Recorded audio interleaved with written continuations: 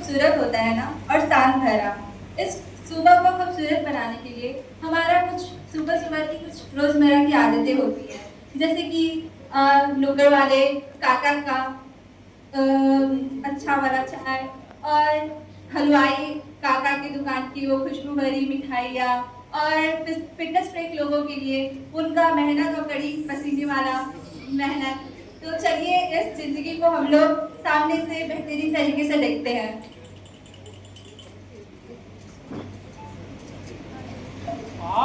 এই সকাল সকাল খাঁটি দুধের এক কাপ চা না খেলে মাথাটা যেন ছাড়তেই চায় না। এই খাঁটি দুধের এক কাপ চা যেন এক কাপ স্বর্গ। আসুন দাদারা আসুন, আমার দোকানের একটু খাঁটি দুধের চা খেয়ে যান, আসুন।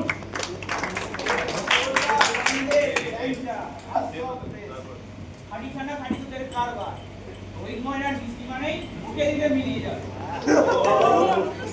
বডি বানাতে চাও তাহলে কোল্ড ড্রিঙ্কস বাদ দাও ভাই, প্রতিদিন এক গ্লাস করে দুধ খাও, তাহলে বডি হবে বাসের কঞ্চির মতো লিপলিকে। No milk no gain, body বানাতে হবে সলিড, আর ব্রেন বানাতে হবে শার্প।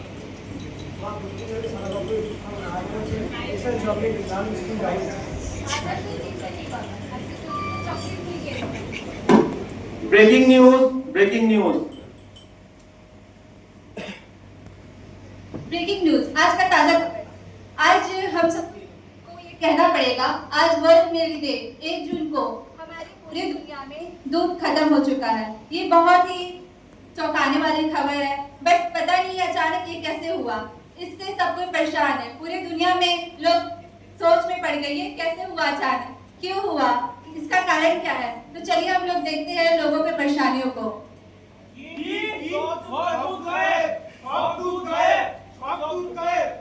দুধ ছাড়া জীবনে হাহাকার। এটা চা হয়েছে? দুধ ছাড়া চা এত জঘন্য হয়? মানুষ এরকম চা খাবে? এটা চা না, মনে হচ্ছে একটা পাতলা গরম স্যুপ। আরে কে কোথায় আছিস রে, একটু দুধ দিয়ে যা না রে। আরে ভাই, ছানা নাই, ক্ষীর নাই, রসগোল্লা ছাড়া বাঙালি বাঁচবে কি করে? আমি এটা খালি দোকানের সাইনবোর্ড হয়ে রয়ে গেলাম। আমার কি হবে? আমার কারিগরদের কি হবে?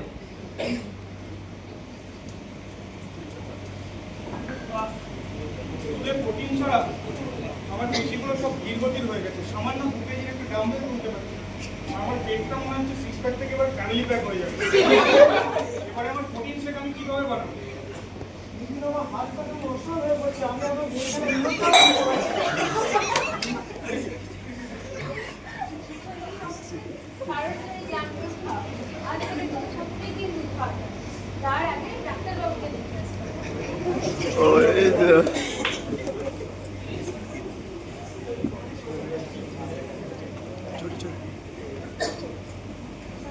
ডাক্তারবাবু দেখুন না, আমার ছেলের কি হয়েছে। আজ সকাল থেকে ও মুখস্থ হয়ে পড়ে আছে।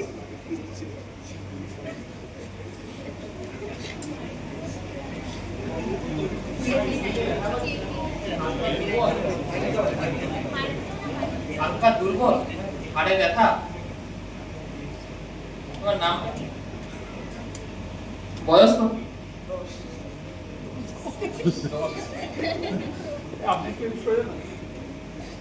এর সিমটম দেখলাম ওষুধের কাজ হবে না।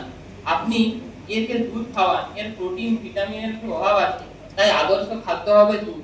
কিন্তু আপনি যেখান থেকে পারবেন দুধটা এনে একে খাওয়ান। তাও আমি কিছু ওষুধ লিখে দিচ্ছি, ওই ওষুধগুলোকে খাওয়াবেন, কিন্তু দুধটা মাছ খাওয়াবেন যেখানে পারবেন।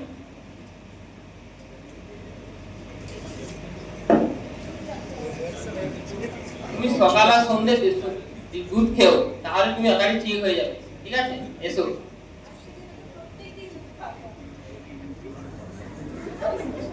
তাই সকাল থেকে অনেক পেশেন্ট দেখলাম, একটু দুধ চা খেয়ে আসি। কাকা, আপনার স্পেশাল 1 কাপ দুধের চা দিন তো। আরে ডাক্তার বাবু, 1 ফোঁটা দুধ নেই, সব দুধ গায়েব। কি যে হয়েছে সকাল থেকে কিছু মাথায় ঢুকছে না। বাবু, আমার দোকানেও কোনো দুধ নাই। আমরা কিছু নিখাত ভুল করেছিলাম, তার জন্য দুধ পিছে দিয়ে গায়েব হয়ে গেছে। নিশ্চয়ই আমাদের কোনো ভুল হবে, তাই পৃথিবী থেকে হঠাৎ করে সব দুধ গায়েব হয়ে গেল।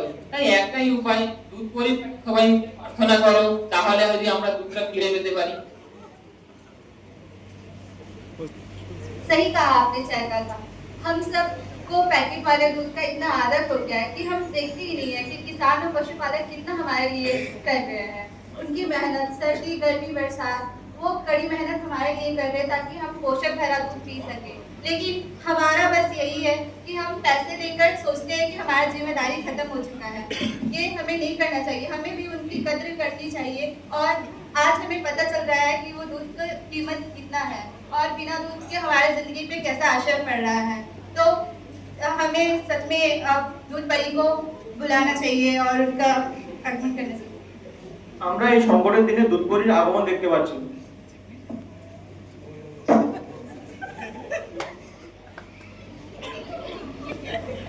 ঠিক বলেছো, ঠিক বলেছো তোমরা। মানুষেরা যখন সবকিছু খুব সহজে পেয়ে যায় তখন তার কদর করে না। ঠিক তেমনি দুগ্ধ চাষিরা মাথার ঘাম পায়ে ফেলে প্রতিনিয়ত গরুদের পালন করছে এবং তাদের তোমরা ন্যায্য মূল্য দিচ্ছ না। তাই তোমাদের থেকে প্রকৃতি অসন্তুষ্ট হয়ে তোমাদের থেকে দুধ কিনে নিয়েছে। তাই তোমরা এবার দেখো তোমরা কি করবে।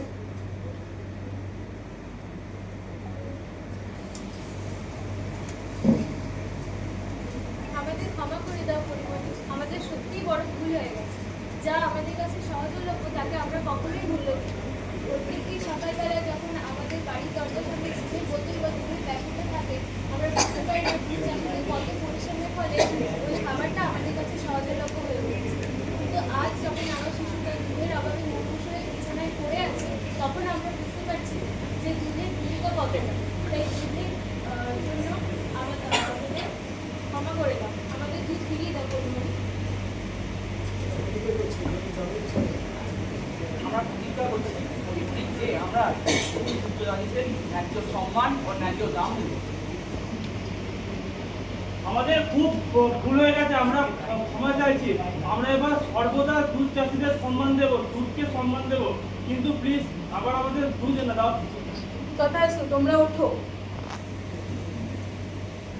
মনে রেখো, সুস্থ সবল ভারত গড়তে এবং আগামী প্রজন্ম গড়তে দুধের অবদান অতুলনীয় এবং দুধ আমাদের জীবনের একটা অপ্রাসঙ্গিক অঙ্গ, যাকে আমরা ছাড়া চলতে পারবো না। দুধ প্রতিদিন আমাদের পান করতে হবে। দুধ শুধু একটা পানীয় নয়, এটা একটা আমাদের সুস্থ শরীর রাখার জন্য সবচেয়ে জরুরি একটা খাদ্য। এবং আমাদের উচিত দুধ চাষিদেরকে সম্মান করা এবং দুধের অবজ্ঞা না করা। তাই আমরা সবাই মিলে একটা প্রতিজ্ঞা করব। চলো সবাই প্রতিজ্ঞা করি। মনে করে 1 গ্লাস দুধ খাবো এবং সুস্থ সবল ভারত গড়বো। দুগ্ধ চাষীদের সম্মান করব। শুভ দুগ্ধ দিবস।